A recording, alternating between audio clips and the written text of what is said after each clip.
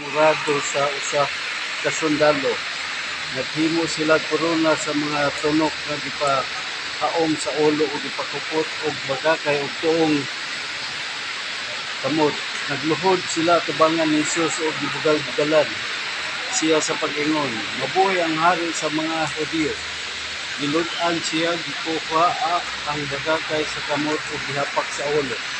Bugal-bugal, rubuan siya sa maradong sinina o gisulubay sa kuling sapot o niya gidala aron ilansang sa krus ang pulong sa Ginoo. Pamalando.